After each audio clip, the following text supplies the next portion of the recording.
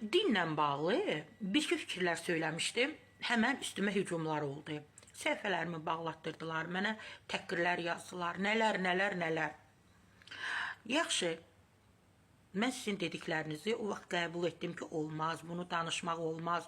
Halbuki mən düz deyirdim, mən düz danışırdım. Amma siz mənə sübut etməyə çalışdınız ki, Sara Səfra, sən düz demirsən. Bax, bu qədər Azərbaycanda qadınlar var da, ən çox da müğənnilər. Gəlin səmimi olaq, indi digərlərini danışmıraq, çünki onları gizlədir. Ərləri var, əri var. Deyir, filan kəs iş adamınam mən. Molladan nigah etmişəm, ərə getmişəm ona.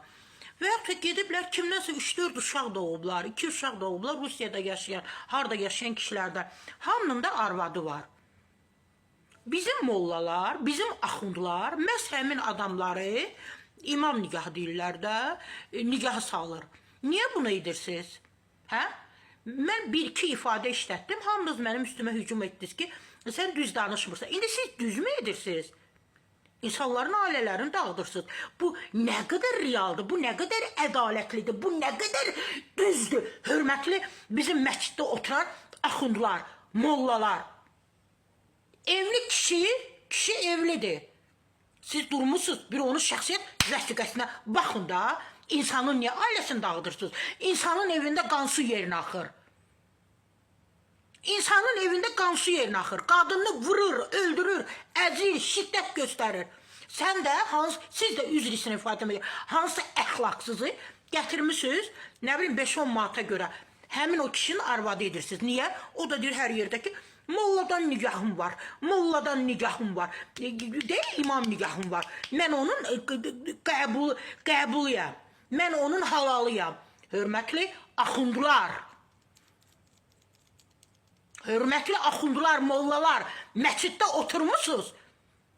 Evli kişilərə bu arvadları arvad etməyin. Xahiş edirəm, 10 manata girin manata görə. Ailələrdə qansu yerinə axır.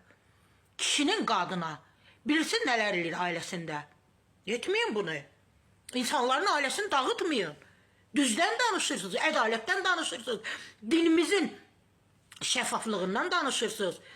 Ən düz din bizimdir, ən şəffaf düz bizimdir, bizim dindir. Hər şey düz danışır, bizə gözəl istiqamət verir. Bəs yaxşı, bunları bizə deyirsiniz, bizi marifləndirirsiniz. Bəs özünüz niyə evli kişiyə, kişinin 3 uşağı var, hansı əxlaqsızlığı, kişidə qalmışı gətir onu arvad edir. Bizim axundular, bəzi axundular.